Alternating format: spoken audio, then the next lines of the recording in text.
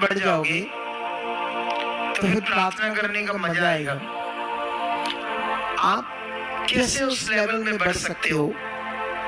ऐसे अंगीकार करते करते, चलते फिरते हर वक्त मैं बड़ी अच्छी प्रार्थना कर रहा हूँ, मेरी प्रार्थना बढ़ चुकी है, मैं अच्छी प्रार्थना कर रहा हूँ, मैं वचन पूरे कर रहा हूँ, मैं वचनों में बढ़ चुका हूँ, मैं बाइबल पढ़ रहा हूँ, मैं संगति में अच्छे से जा रहा हूँ, मेरा मन खुल चुका, मेरा मन खुदा के साथ जबरदस्त। चलते फिरते ये बातें करते जाओ, आप ऐसे बोलते जाओ परमेश्वर के सामने, प्रैक्टिकल करते जाओ, प्रैक्टिकल करते जाओ।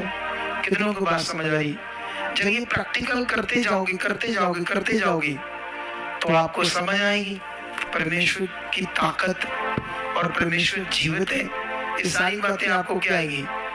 समझ आएगी। वचन में लिखा है एक जगह पर, प्रेरित पौल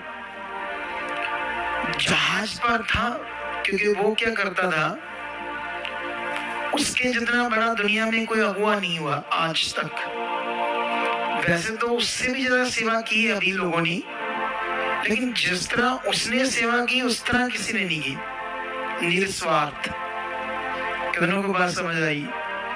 आज एक अगुवा है, उसका नाम है शेपर्ड बुशरी, काले पासपों में है। उसका 500 करोड़ का अपना प्राइवेट जेट है। कितना? सोच कर देखो कैसे वो अपनी जो डमी यूज करते हैं ना, जैसे पास्टर नाम के सामने अपने नाम के आगे पास्टर लगाते हैं, या अपोस्टल, प्रेरित, प्रॉफिट। वो क्या लगाता है? वो लगाता है शेपर्ड। शेपर्ड शब्द यूज करता है, शेपर्ड बुशरी, ठीक है।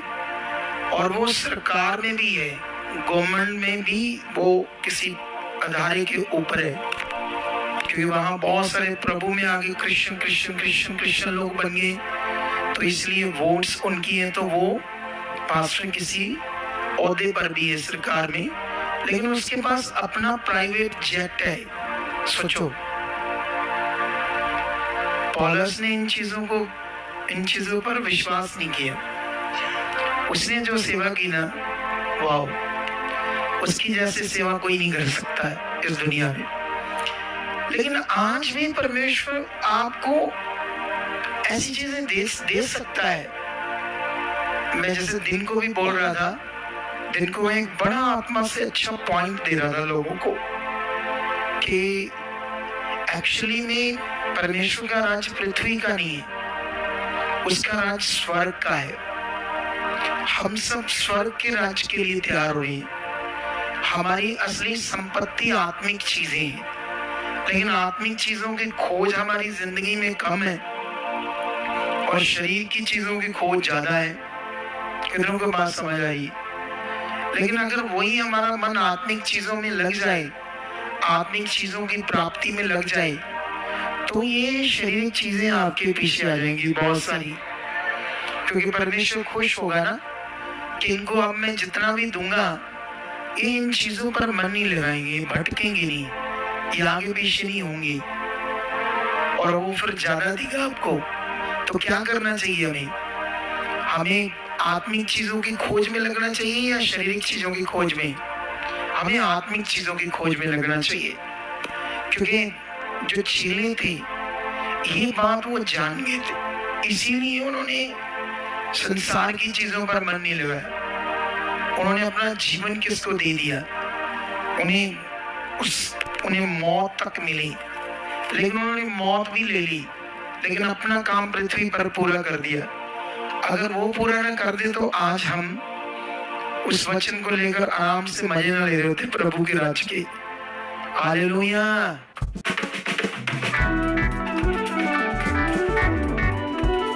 यीशु मसीह ने अपना काम कर दिया, और जब यीशु ने काम कर दिया तो उस काम के गवाह चाहिए थे।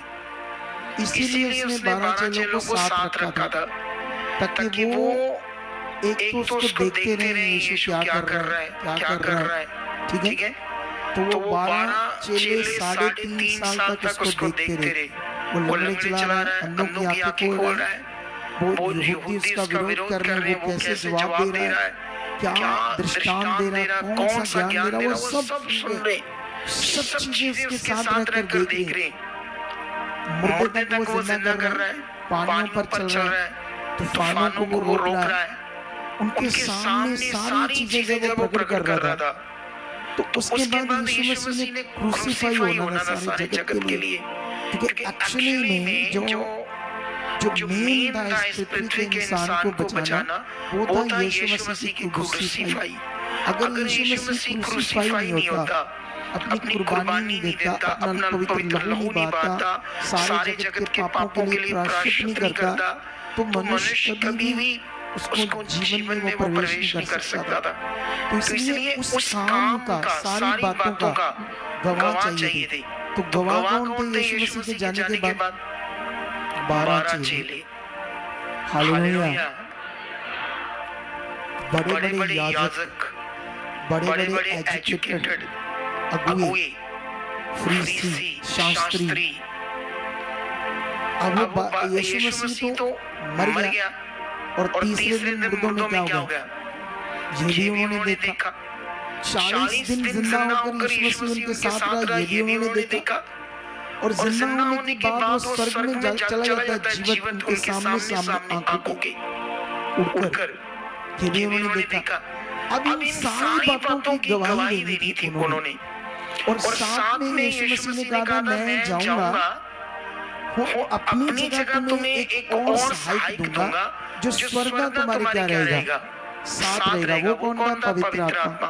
तो यीशु ने कहा, जब तक पवित्र आत्मा पाओ ना, तुम यरूशलेम को नहीं छोड़ना। क्यों यरूशलेम को नहीं छोड़ना?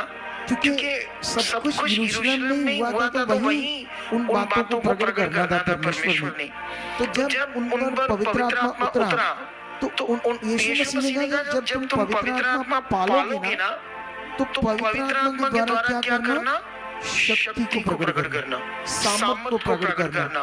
तुम्हारे पास ये अधिकार है, बीमारों को चंगा करने के लिए, दुष्ट आत्माओं को निकालने के लिए, अंधों की आंखें खोलने के लिए। तुम मेरे नाम से जब ये करोगे तो ये होगा। तो वो सारा कुछ उन्हें सिखाया हुआ था यीशु ने। मेरे जाने के बाद तुमने मेरे गवाह बनना है। हालेलुया। एक छोटा सा देश इज़राइल, वहाँ ये सब कुछ पूरा होता है, जो पृथ्वी का वो सेंटर पॉइंट है। इज़राइल क्या है? पृथ्वी का सेंटर पॉइंट है। यहाँ ये सब कुछ होता है सेंटर में। वहाँ से अब उस चेलों के द्वारा वो सुसमाचार, दुनिया के लिए वो सच्चा ज्ञान, सच्चाई, इस दुनिया का मालिक कौन है, सच्चाई क्या है। क्योंकि अभी जो दुनिया बढ़ रही है, अभी चाइना है ना, चाइना, उसमें अभी 70% लोग नास्तिक हो चुके हैं। क्या हो चुके हैं?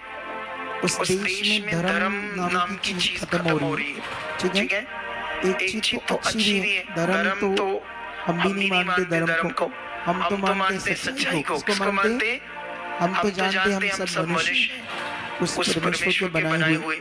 लेकिन उसमें ना तो धर्म है, ना उनमें कोई धार्मिकता है, वो नास्तिक है। तो नास्तिक है, तो इसलिए वो देश क्या है? बहुत ज्यादा डेवलप है, क्योंकि वो रात दिन शैतान की मर्जी पूरी करते हैं, सब तरह के जानवर खाते हैं, सब चीजें करते हैं, व्यभिचार, हर चीज जो गलत होती है। तो वो किसका किंगडम है? वो शैतान का है। आज भी जो लोग शैतान की इच्छा में चलेंगे ना, उनके पास पैसे बड़े आएंगे। कितने चाहिए पैसे? चले जाओ शैतान के पीछे, करोड़ों रुपए दे देगा तुम्हें, लेकिन बदले में क्या मिलेगी? मौत। और कहानी नहीं बोल रहा मैं भी खुदा का गवाह हूँ। कितनों को बात समझ आई? ये समझ तुम्हें तब आएगी जब तुम आगे बढ़ोगे, जब तुम्हारी मन की आंखें खुलेगी, जब तुम्हारा मन खुलेगा, जब तुम्हारे अंदर सच्चाई काम करेगी, जब तुम्हारे अंदर पवित्र आत्मा काम करेगा, तब तुम परमेश्वर के पीछे लग जाओगे। फिर एक दिन चीजें तुम्हारे पीछे आ जाएंगी जो तुम्हें चाहिए होंगी। कितनों को बात समझ आ रही? प्रेरित पौल जब जहाज टूटता है तो कैसे भी करके लकड़ी के जहाज के पार्ट से ऐसे उसका सहारा सूरा लेकर एक दीप होता माल्टा, मे बी शायद माल्टा दीप, उस दीप में पहुंच जाता है। तो वहाँ के लोग जो होते हैं, तो वहाँ उनके बीच में जब वो आग जलाता है, तो आग जलाकर सेक रहा होता है, क्योंकि वो ठंड से परेशान भीगा होता है, तो ठंड बड़ी लग रही है। तो आग जलाकर उन लोगों के साथ सेक रहा होता आग। तो वो लोग जैसे ही वो आग जला रहा था, तो उन लकड़ियों के बीच में उसको एक सांप उसको चिपक जाता है उसके हाथ से। ठीक है? तो वो पहले ही सोचने लगे वो लोग, कहते ये बंदा सच्ची गुनाहगार है, पापी है। जहाज टूटने से कैसे बच गया ये पॉसिबल नहीं था, सच्ची पॉसिबल नहीं था। पक्की मौत थी समुद्र में। आप जानते जहाज टूट जाता है, तूफान से तो उसमें तो डूबकर मरते हैं। तो उन्होंने कहा ये पक्का पापी है, गुनाहगार है, क्योंकि जहाज से अगर बच गया, लेकिन न्याय करने वाले ने अब इसको सांप ने काट लिया है। लेकिन जब उसने सांप को छिड़का ऐसे, तो उन्होंने सोचा अभी इसका शरीर फूल जाएगा, अभी ये नीला हो जाएगा, क्योंकि उसको सांप ने तो काट लिया था। लेकिन जब उसको कुछ नहीं होता, काफी देर तक 2-3-4-6 घंटे, फिर उससे पूछते, फिर वो सुसमाचार देता उनको। हालेलुया! क्या देता उनको? परमेश्वर जीवित है, वो सामर्थी है। कितनों को बात समझ आ रही है आज? हमें इन बातों को पकड़कर आगे बढ़ना होगा, क्योंकि आज हम भी, क्योंकि अभी हम क्या है, जैसे बहुत सारे लोग आपके बीच में वो लोग भी होंगे जिनके मसले होंगे, मसले, कोई ना कोई मसला, ये मसला, वो मसला, ये मसला, ये हालात, वो हालात। ठीक है? लेकिन कुछ बहुत सारे लोग होंगे जो उन्नति के लिए आए हैं, जो आगे बढ़ने के लिए आए हैं, जिनको परमेश्वर ने बहुत सारे हालातों से निकाल दिया है। अब वो और आगे बढ़ना चाहते हैं, बहुत आगे परमेश्वर की इच्छा में चलना चाहते हैं। जो ऐसे हालातों के लिए नहीं, परमेश्वर में बढ़ने आए, वो कितने लोग हाथ खड़ा करो।